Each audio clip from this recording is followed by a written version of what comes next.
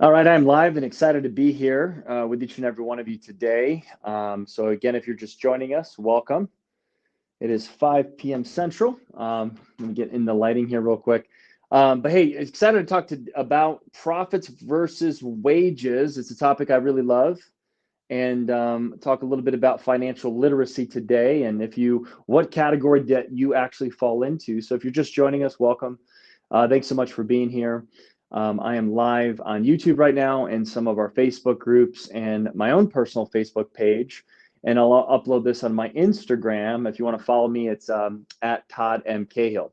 So welcome everyone. If you're just joining us, thanks so much for being on. Comment, you are on live, hashtag live if you're on live, and if you're on the replay, hashtag replay, just so that we can definitely communicate with you, and welcome. Thanks so much for being on. All right, we got Sue on, we got Robert on, and many more to come. So today's topic, as I'm here pretty consistently on social media talking to you today, I was thinking about what is a good topic that I'm excited about, more than ever actually, and that is profits versus wages. So what I'm going to kind of dive into is first ask you the question as you're watching this, wherever you're at, across the country, across the world, wherever you're at. I just want you to maybe spend the next 10 minutes with me, because I literally can help you change your life. I can help you make a shift in your financial literacy, maybe make you pause and really reevaluate what you're doing, and maybe help you make a shift into something that you always wanted, but maybe you didn't know where to turn to. Because I love the phrase clarity plus focus equals energy, and being clear is being kind. So hopefully I'm being kind to you by bringing some clarity into your life about this topic of profits versus wages. Now, what does this mean? So I want to just dive into wages. So wages means you work for a living. So we all know people that work for a living. We call them employees. It's also can be self-employed people. So again, if I'm a coach, I work for a living. If I get a client, I get paid. And then I'm indebted to them basically for how many sessions that they've paid me. So that's a wage. If I work a 9 to 5, I get a salary. That's a wage. So it's not just an hourly wage. It could be a set amount of money that somebody makes, and that's a wage. And again, there's absolutely nothing wrong with this. It's not bad. It's also not particularly good in a lot of cases, but it is what it is, right?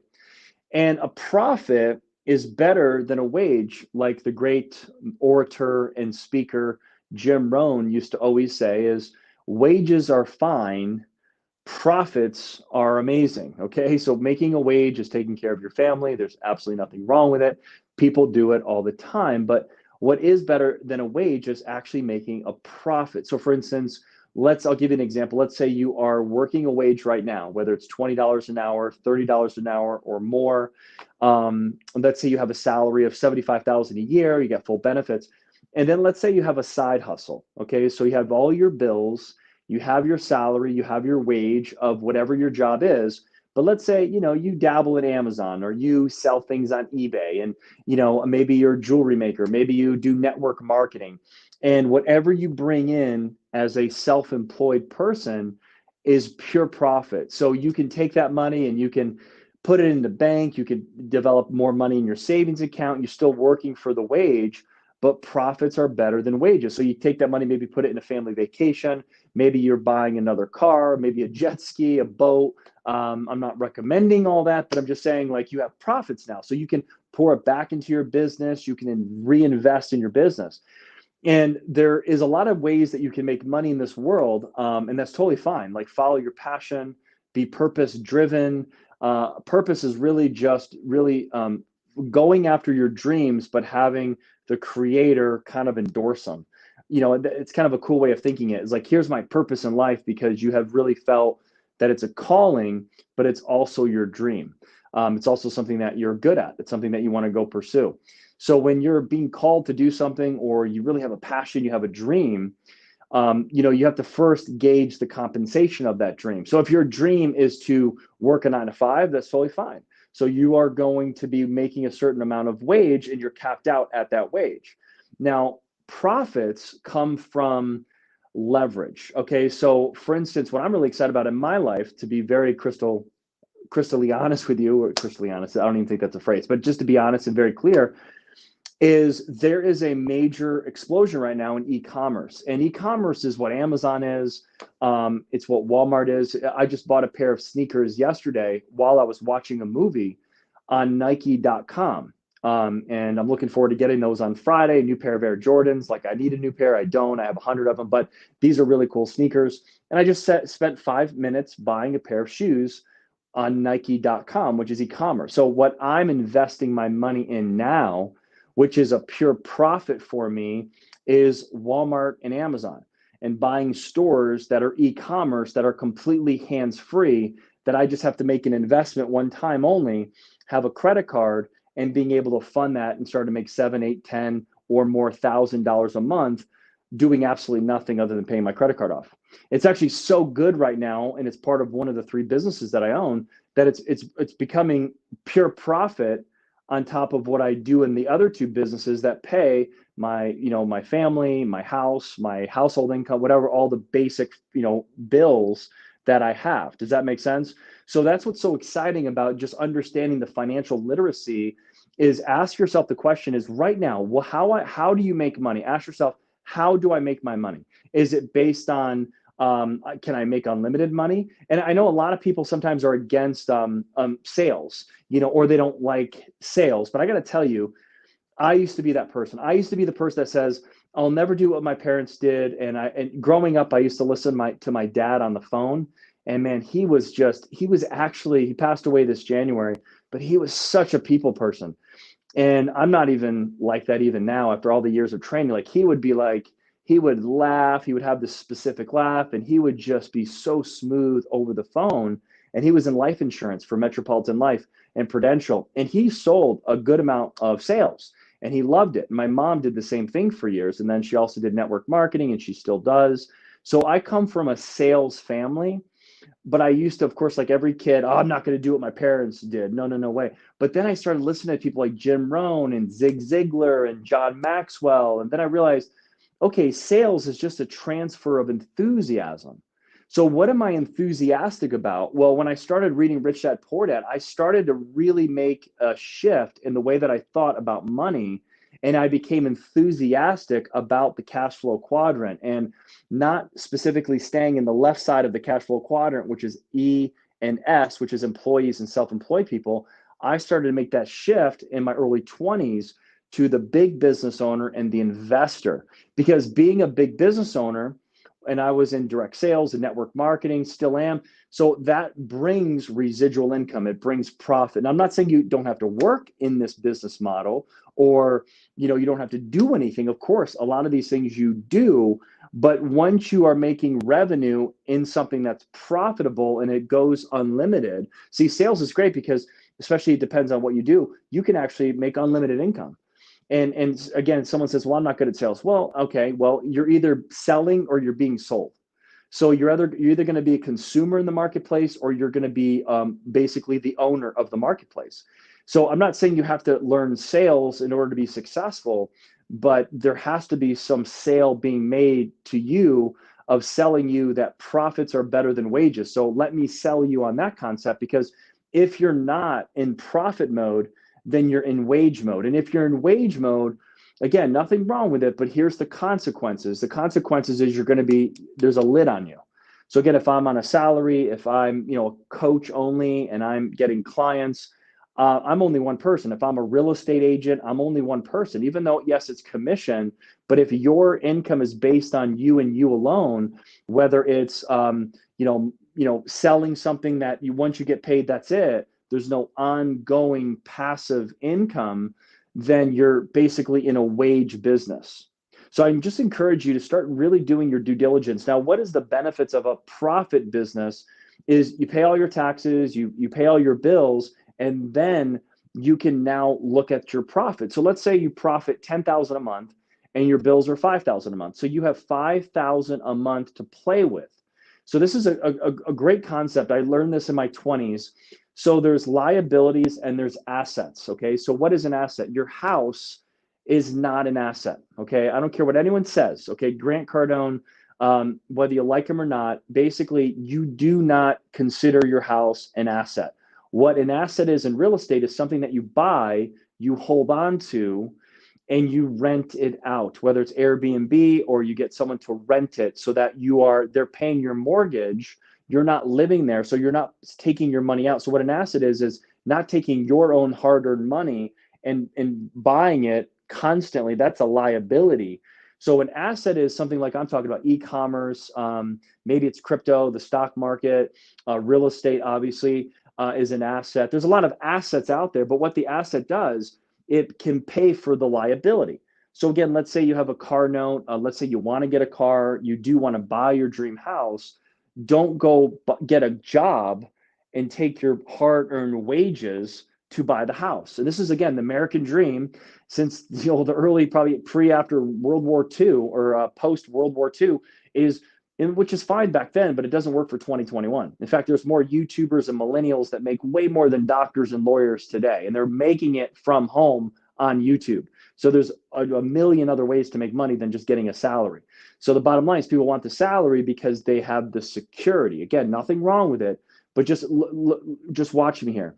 So again, if I want a house, or if I want to, the car that I'm looking at right now is the Lamborghini Urus. It's the SUV Lambo. So that's something I want to purchase within the next year. So what I'm doing is I'm building my asset column so that part of my assets can buy the Lambo. Okay, because the Lamborghini can also help build more of my asset column. It's not because I'm just wanting a cool, flashy car and I'm going to do some Instagram posts like that. It's because it helps with Instagram, but in the businesses that I'm in, it also helps get a ton more leads, and it also builds my asset column. Plus, it's my dream car, and I want to drive it.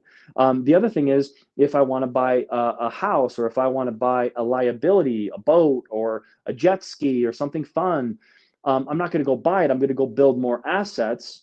And sometimes you have to put more money into the assets as long as it spits cash flow at you, which is profits are better than wages. And you could do all this while you work a full-time job. So the full-time job is the wage. But if you don't have any profits, now you're just living paycheck to paycheck and on the rat race. And again, this is knowledge I learned 20 years ago that totally transformed my leadership. It transformed the way that I thought. It transformed how I do business and how I lead, especially in network marketing and direct sales, and how I've taught for years, whether it's seminars, whether it's on stage, whether it's podcasts, whatever it is.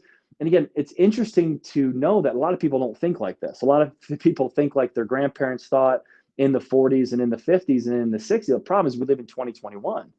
And right now, if you're an influencer on social media, you can live in your sweatshirt and make multiple six figures a year doing videos or being creative or being an artist or being a coach or being an energy healer or creating, direct sales or network marketing. And even in that business model right now, it's about to boom, direct sales is about to boom. And then you look at what I'm talking about, e-commerce, Walmart, Amazon, COVID, and what happened after COVID, Amazon 4x'd. So all of Amazon, that's why Jeff Bezos, so I don't know where he started a year ago, but he went from like 70 billion to like 100 and I think his net worth now is crazy. So he like 4x'd his whole net worth in a year because of the pandemic, because everyone couldn't go to an actual store. They just went everything online. And even Walmart, they just changed their hours, but everyone's going online to buy groceries, toilet paper, superheroes, books, audio books, everything is online now. So you have to understand, e-commerce is really, I think, one of the best investments. Real estate, not right now, but it's about to go like this. So the real estate market, look at crypto right now. It's at 40,000. A Bitcoin is right now at 40,000. It went down. It went from 59, 60,000 to 40,000 today. This is the time that you might want to consider buying. Not because you don't think it's going to keep going down. Maybe you wait till maybe fall or Q3 to buy some crypto. But it's not the time to buy real estate right now. It's not the time to buy crypto if it's at 60 to 70,000. The time to buy when it was at like 2,000, of course. But if it's going to keep going down, it's also going to keep going up. So the real estate market is going to go down. You can't stay where it's at with inflation and all of the trillions of dollars that was put in the American economy, the economic economy of America.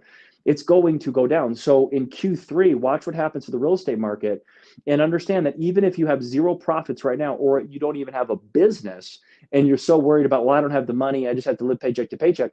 What I want to really share with you, leaving this Zoom or whatever, this live, is it takes money to make money. Yes, I get that.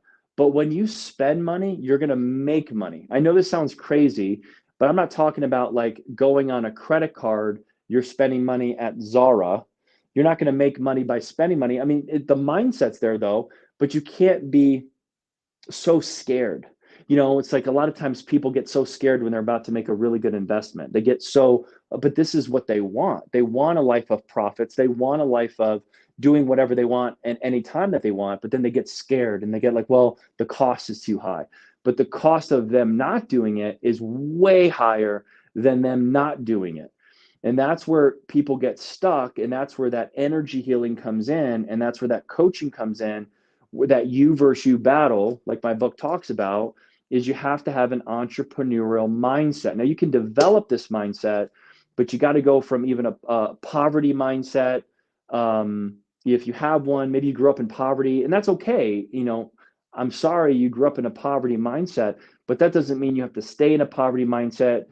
Teach your kids how to, just eke to get by, survive instead of thrive. That's on you. That's on me to teach our next generation what the proper mindset is. And we just live in a time, 2021, that people are crushing it right now.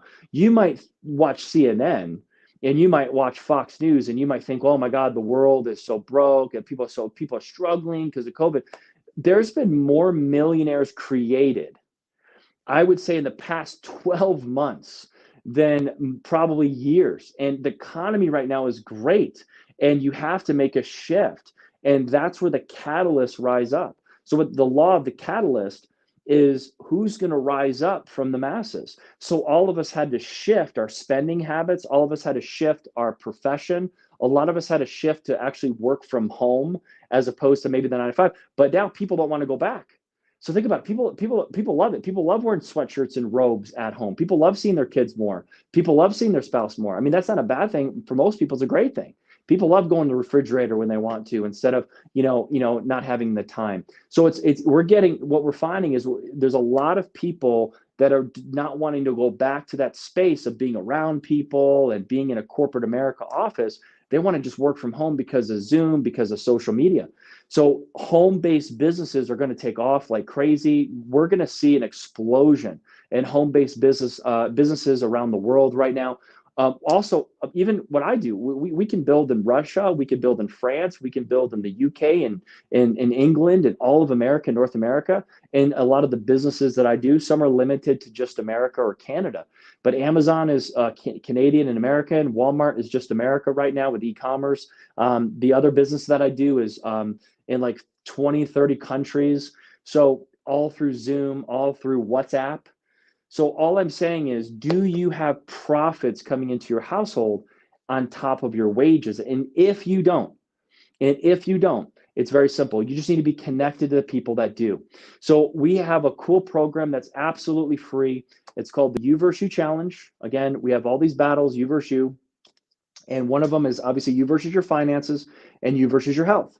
And I think the two go hand in hand. The more healthy you are, the more, stronger you become, the more confident that you become, the more you want to take risks, the more you want to learn. So if you want to join us, just come to www.ioiclub.com. And all that does is get you in a private Facebook group that you can start the You versus You Challenge. It's a 30-day challenge. You can come as you are. You can start today, and you can learn what that challenge is all about. That's going to challenge you in your finances. That's going to challenge you in your health. That's going to challenge you in your mindset. It's going to introduce you or teach you how to meditate. That's going to allow you to connect and network with other successful entrepreneurs. And it's going to teach you that profits are better than wages. So I just encourage you, if you want to be a part of this, let me know. You can inbox me. You can write on the comment section. I'm in. Again, you can go to www.ioiclub.com. That's ioiclub.com. And that'll take you right into the Facebook page,